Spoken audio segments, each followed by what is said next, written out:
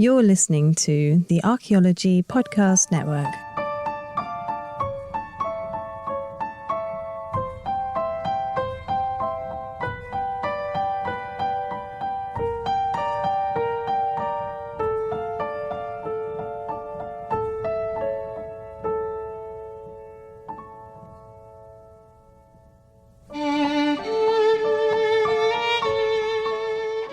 Welcome to the Past Macabre, where we journey through history to uncover how our relationship with death reflects the values, fears, and hopes that shape the way people live. I'm your host, Stephanie Rice. Thank you for joining me for episode 13, New Discoveries from Ancient Egypt. Some recent news from Egypt has had everyone understandably excited for the last few weeks. The tomb of Pharaoh Thutmose II has been found. This is the first tomb belonging to a pharaoh that has been found since the discovery of King Tut in 1922. Originally, archaeologists thought it belonged to a royal wife of Thutmose III because of its location, but inscriptions on some of the grave goods found within the tomb have identified it as the tomb of Thutmose II. Plus, a month before the big news regarding Thutmose, a very important discovery was made at the mortuary temple of Hatshepsut in Deir el-Bahri. Hundreds of blocks that were part of her destroyed valley temple were found, still vibrantly painted, and artifacts from the construction of the temple were found as well. Plus, in the area around her mortuary complex, several older tombs have been found that are leading to all sorts of new discoveries as well. In this episode, I'll share everything I know about the new discoveries, and we'll explore the period Thutmose II ruled and the time after his death when his wife Hatshepsut ruled as king in her own right. I'll also share a bit about the third intermediate period, which was when the mummy believed to be Thutmose II was moved to the cache with dozens of other royal mummies, where it was found 143 years ago. But first, let's dig into the newly discovered tomb of Thutmose II.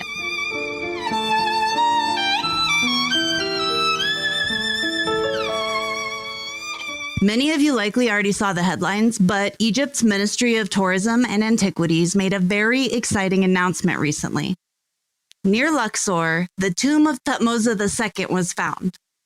While there have been many new exciting discoveries from Luxor, like the announcement of an important find at Hatshepsut's mortuary temple, I'll go into that later in the episode. This is certainly worthy of headlines since it's the first tomb of a pharaoh to be found in a century. The modern-day city of Luxor, just to give a little bit of context, was known to the ancient Greeks as Thebes, and before that, it was known to the ancient Egyptians as Waset. It's been inhabited since about 3200 BCE and served as the capital of Egypt several times throughout its extensive history. Starting in the Middle Kingdom, during the 11th Dynasty and around about 2100 BCE. The west bank of the Nile across from the ancient city began being used for royal burials instead of the old places like Abydos or Saqqara. The area is collectively known as the Theban necropolis, but within it there are several different burial grounds from many different periods. The most famous are the Valley of Kings and the Valley of Queens, but there are many more. Over 450 tombs across this entire area, whose locations are known today, have been mapped. There are several lost tombs that were either poorly documented or destroyed since they were first discovered, and there's many more still hidden beneath the sand. The latest discovery of Thutmose II's tomb just goes to show that. The main tourist destinations like Deir el-Bahri and the Valley of the Kings and the Valley of the Queens are not to be missed, but I recommend exploring as much of the entire area as possible if you ever get a chance to visit Luxor. I spent a day just walking through as much of the Theban necropolis as I could before going into any of the sites there. Seeing the vast valley floors and cliff faces covered with rock-cut tombs was incredible. It's a collage of historical snapshots that goes back over 4,000 years. Now, the tomb of Thutmose II is the latest snapshot to be discovered. It was found in October of 2022, less than 1 month before the 100th anniversary of the discovery of the very famous Tutankhamun's tomb. The research project that discovered this tomb had been working in the area for years, surveying the Western Wadis and excavating the tombs of several queens and high-ranking officials that have been found. Thutmose II's tomb lies within Wadi Gabinet el-Qurud, which is one of the Western Wadis near the famous Valley of the Queens. A wadi is the Arabic name for a type of valley that's created by a river that flows only during the rainy season, which usually comes in monsoon rainstorms. The flash floods that create these wadis aren't always regular occurrences, which is why there isn't flood damage in every single tomb in the valleys around Luxor. But unfortunately for Thutmose II, his tomb did see repeated flooding that caused the ceilings of the tomb to weaken and then collapse. That completely filled the main part of the tomb with debris, which made it very difficult for the researchers to get in. The first flood happened within 6 years following his burial, and after that, Thutmose II and most of his burial goods were moved to a new tomb. It's been roughly 3,500 years since Thutmose II was buried here, and many, many more floods have happened in that time, which made it difficult to initially identify whom this tomb belonged to. The inscriptions and reliefs that would have been all along the walls have almost been completely destroyed, but the architecture style and location narrowed down the time period for when it could have been constructed. The researchers knew that this had to be the tomb of someone important due to the grand staircase and corridor leading down to the burial chamber. Since it's located near the tombs of Thutmose III's wives and where Hatshepsut's original tomb was started when she was still great royal wife, researchers initially believed that the tomb was another wife of Thutmose III, or maybe one of the daughters of Thutmose II and Hatshepsut. But then, peeking out from the corners of the ruined tomb were the remnants of a bright blue sky with brilliant gold stars painted onto it. Soon after, researchers found fragments of the Amduat, or the Book of What's in the Underworld, that would have adorned the walls of this tomb. If you want to know more about the Amduat or the ancient Egyptian underworld, be sure to listen to episode 6, Journey Through the Ancient Egyptian Underworld, the Duat, if you haven't already. I go into it a lot more in depth in that episode, so I'm not going to go into it here. Essentially, it was a funerary text that was reserved for pharaohs only during this time, after all of the other pyramid texts and the variants that came after, like the well-known Book of the Dead, were distributed amongst more and more people outside of the royal family. Because of this, the excavation team working on this tomb knew that it had to be the tomb of a pharaoh. They just didn't know whose yet. After careful excavation, the team began finding some remnants of artifacts amongst the rubble. Things like fragments of plates and storage jars and bowls were starting to come up. And they started bearing the name of the king that they belonged to. Now, just to note, it is common for elites to have artifacts stating the name of the ruler that they worked under. But in this tomb, they found an alabaster jar that held the name Osiris Akheperrenre. That's quite a mouthful, but during his rule, Thutmose II was known to ancient Egyptians by the throne name Akheperrenre. It meant great is the form of Re, or Ra, in honor of the sun god. In ancient Egypt, kings would have up to 5 different names for various religious or political reasons. There's been a lot of research done into just what names of kings meant for the politics at the time. And kings often had many, many titles that went along with those names. So there's many variants of a single king's name out there amongst the inscriptions dedicated to them. But the title of Osiris was bestowed on every pharaoh when they died, and only then. To very quickly summarize a complex belief, the ancient Egyptians believed the king joined Osiris in the afterlife. This title would have been specifically placed on the burial goods meant to be the offerings for Thutmose II to use in the afterlife, not on any of his elites' burial goods. His other name in ancient Egyptian was Jehudi Mose, which means born of Thoth. It was likely the name he was first given at birth. Thoth was the god of the moon, wisdom, writing, and healing, and as with any ancient Egyptian god, many other things as well throughout the long period of his worship. But he was clearly an important deity during the 18th dynasty for several generations of royals to have his name as part of theirs. The interesting thing about Thoth, I will not go too in depth into him, is he is always present in a lot of religious iconography and iconography involving the pharaoh and the afterlife. But his cult never took precedence over any of the sun god cults, which often vied for their different places within the structure of the temples of Egypt. The ancient Egyptians referred to him as Jehudi, but the ancient Greeks ended up documenting it as Thoth, and Jehudi Mose was documented as Thutmose. This stuck in modern academic research for quite a while until modern references compromised on Thutmose, which is a little bit closer to a transliteration. This part of the 18th dynasty is often referred to as the Thutmose period by many Egyptologists because of the 4 different pharaohs who held this name throughout this period. While on the subject of names, Wadi Gabanat el-Karud, the place where Thutmose II's tomb was found, is Arabic for Valley of the Monkeys, and it's named for the large necropolis of sacred baboons that was discovered in the 1830s. There were hundreds that were found here, and baboons are one of the sacred animals of the god Thoth. Most of the ones that were found here date to the 25th dynasty and some later, so it's very cool, at least to me, to see that this area's sacred association with Thoth continued for so long. Thutmose II ruled during the New Kingdom of Ancient Egypt, during one of the periods when Waset was the capital.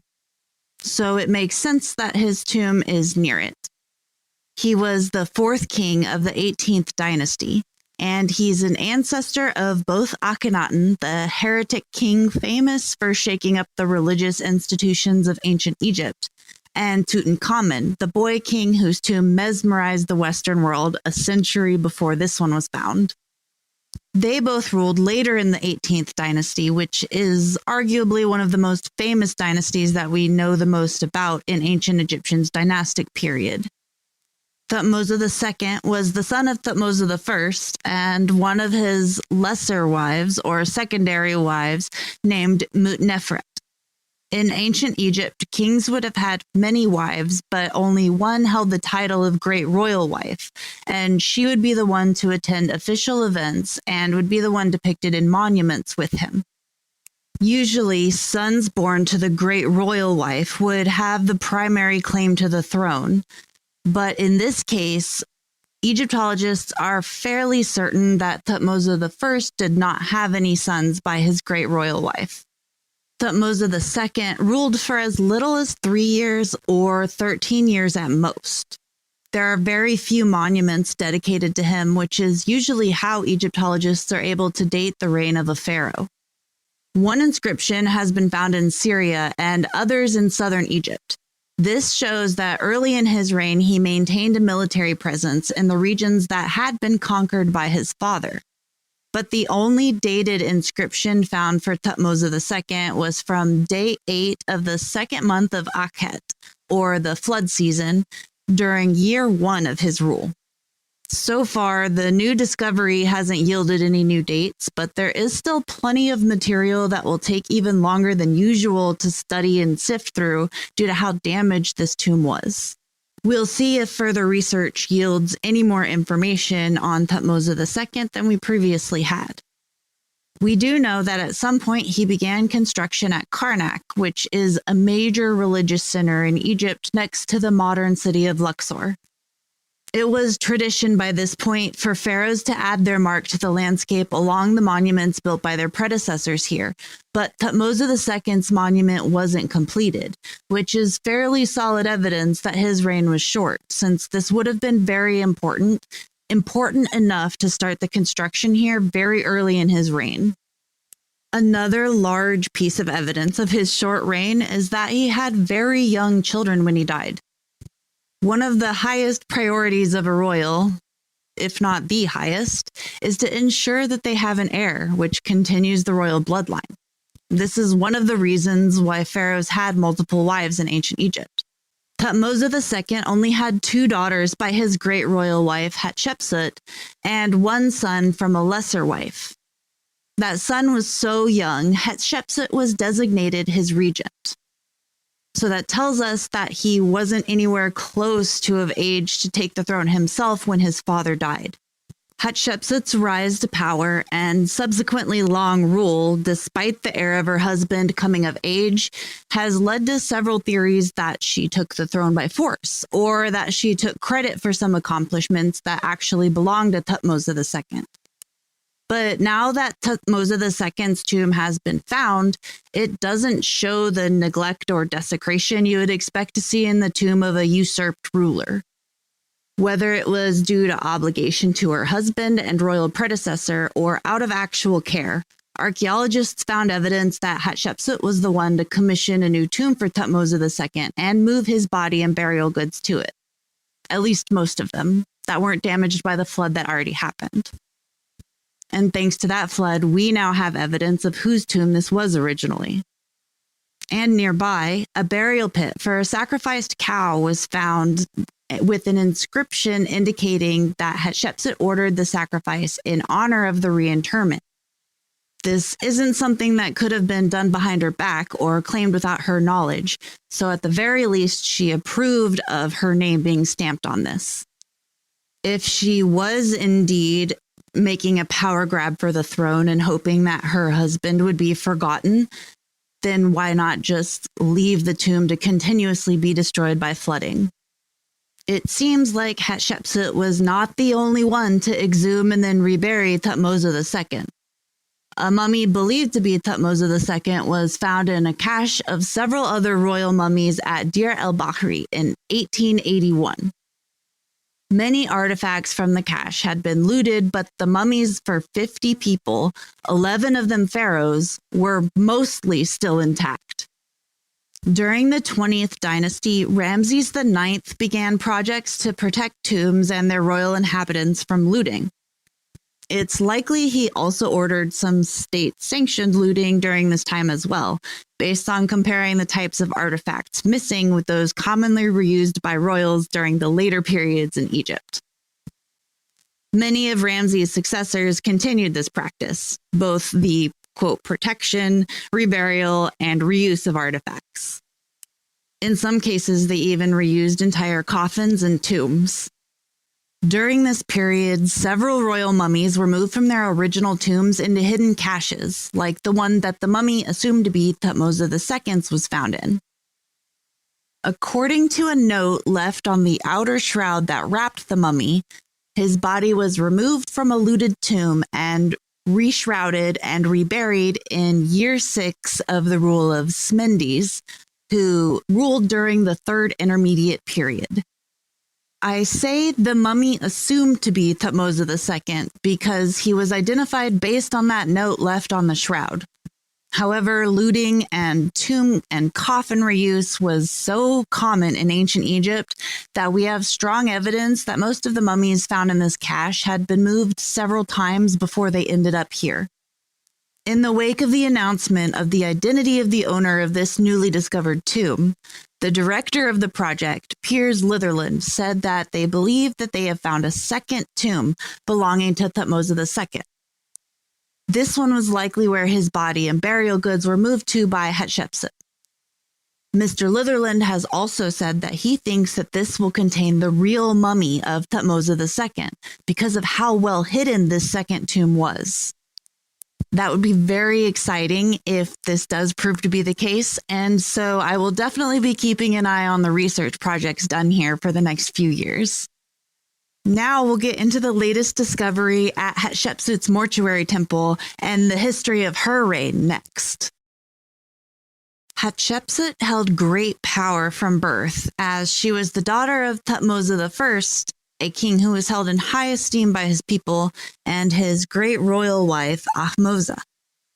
Had she been born a man, this would have made Hatshepsut first in line for the throne after her father's death. As she was still given the highest ranking title a priestess could hold in ancient Egypt, God's wife of Amun. During the 18th dynasty, the cult of Amun held the greatest power of any other religious institutions at the time, so Hatshepsut wielded both royal and religious power in her own right. Thutmose II's marriage to his half-sister was most likely an attempt to make his claim to the throne stronger, since his mother had far less influence than Hatshepsut's mother did. This was also likely why Hatshepsut was named regent for Thutmose III instead of his mother.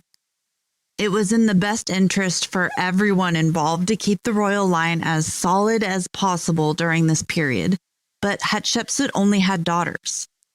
Thutmose I had been seen as a great king, even though he didn't rule for an exceptionally long period of time like many of the other highly regarded pharaohs. His most noted accomplishment during his reign was that he expanded Egypt's influence further than it had previously ever been. But that left a larger frontier to maintain than ever before, too.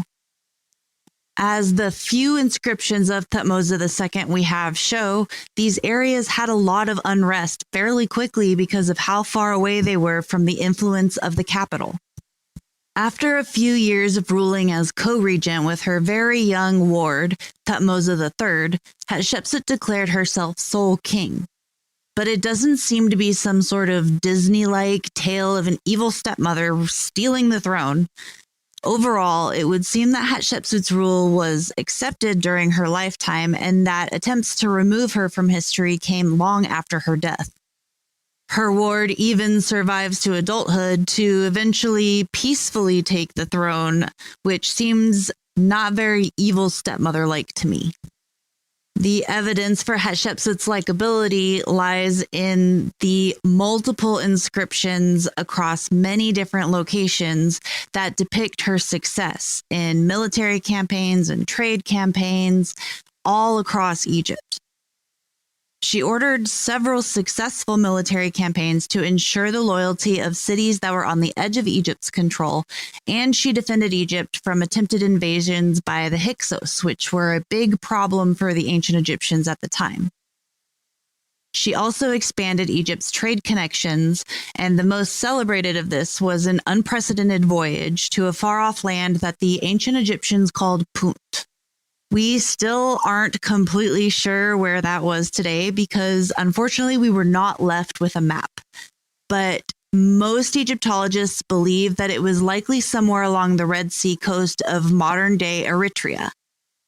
This trade expedition brought back all sorts of rare trade goods, but it also served as a way to showcase Egypt's skill building large ships that could withstand such a long and dangerous journey. Depictions of Hatshepsut from her earlier years as king show her wearing the ritual clothing exclusively worn by kings, yet still retaining some female aspects to her figure.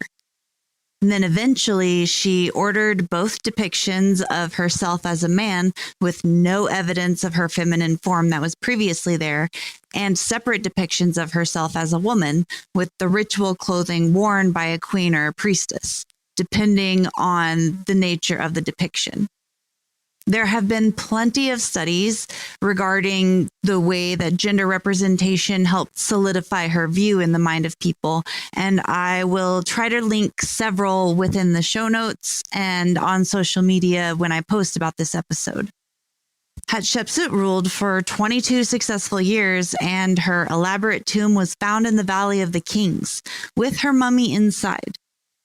It was found in 1903, and since then, researchers have been able to study her mummy and determine that she died in her 40s of bone cancer. More recent research has been done to test a bottle from her tomb that was once filled with lotion. It was left as an offering for her to use in the afterlife, and likely it was the same kind that she used in life. When the researchers tested it, they found it contained a fairly large amount of coal ash, which had benzopyrene, which is a chemical naturally found in coal or tar, and it was used still in cosmetics up until very recently. It was banned finally in the EU in 2004 because there was finally research confirming that it caused skin and bone cancer, especially when used in lotions or tanning oils.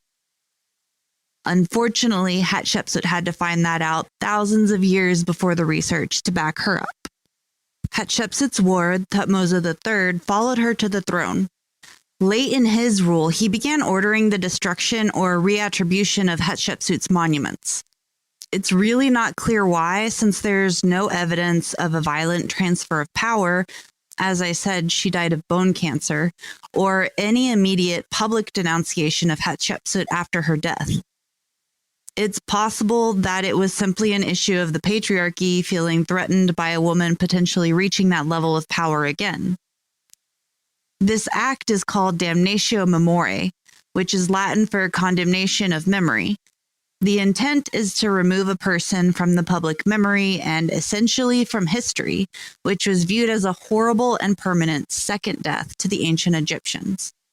To them, the souls of people who led good lives would have a peaceful and eternal afterlife as long as they were remembered. Lucky for Hatshepsut and those of us who enjoy studying her, many of her monuments have been correctly re-identified, and new discoveries keep adding to what we know. In another part of the Theban necropolis, there's an area known as Deir el-Bahri, and here rests the famous mortuary temple of Hatshepsut.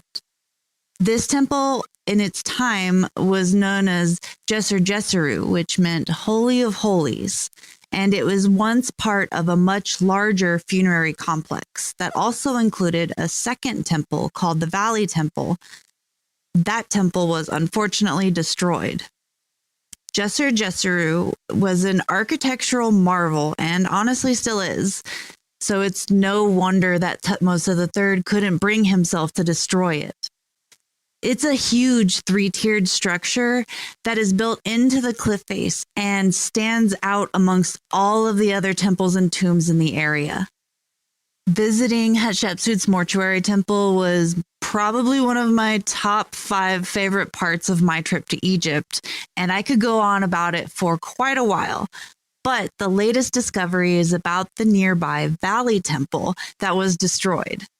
Just a month before the discovery of Thutmose II's tomb was announced, there was another exciting press release from the Egyptian Ministry of Tourism and Antiquities.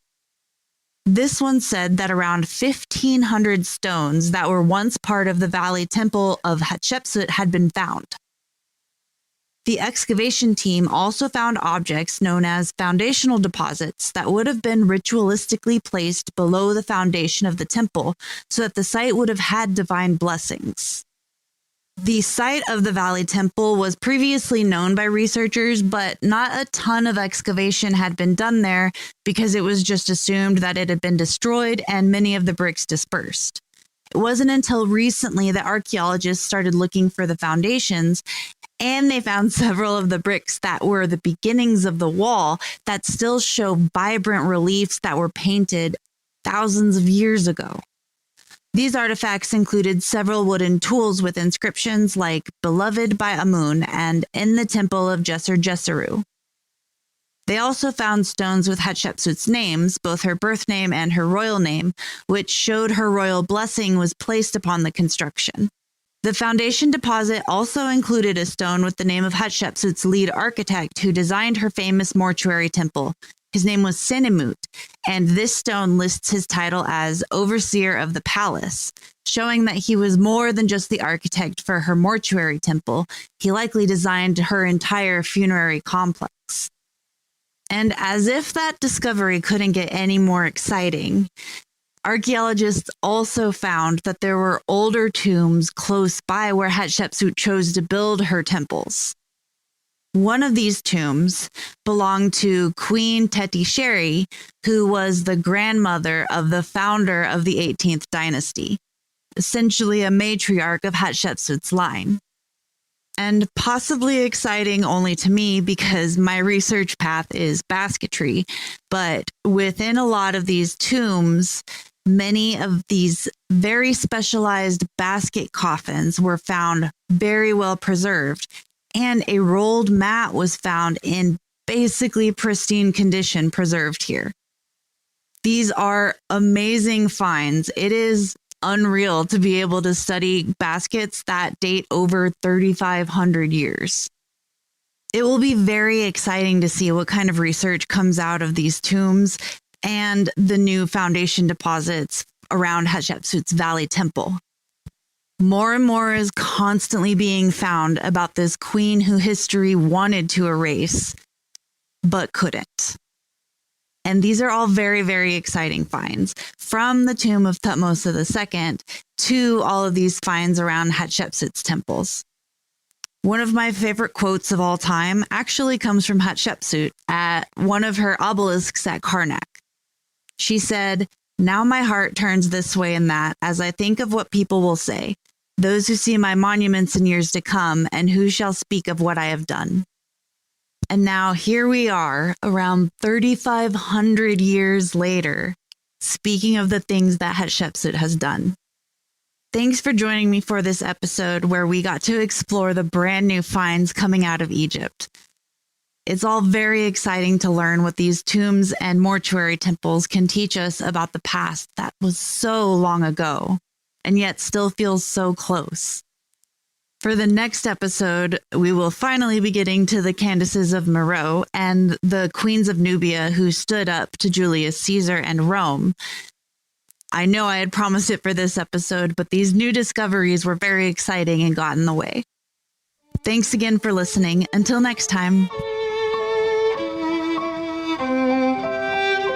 Thanks for listening. Be sure to subscribe to keep up with new releases. Please leave a rating and a comment. That helps the show reach others who may be interested in the past macabre. For access to bonus content from all Archaeology Podcast Network shows, become a member at archpodnet.com/members. That's archpodnet.com/members. You can find show notes for this and other episodes at archpodnet.com/TPM. And follow Past Macabre on Instagram. That's PAST_MACABRE. You'll find pictures of the sites and artifacts discussed, Q&A sessions, and episode topic votes. Hope to see you there.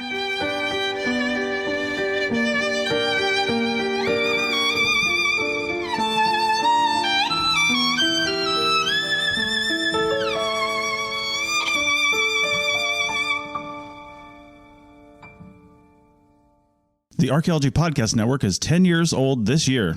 Our executive producer is Ashley Airy, our social media coordinator is Matilda Siebrecht, and our chief editor is Rachel Roden. The Archaeology Podcast Network was co-founded by Chris Webster and Tristan Boyle in 2014 and is part of Cultura Media and DigTech LLC. This has been a presentation of the Archaeology Podcast Network. Visit us on the web for show notes and other podcasts at www.archpodnet.com. Contact us at chris@archaeologypodcastnetwork.com.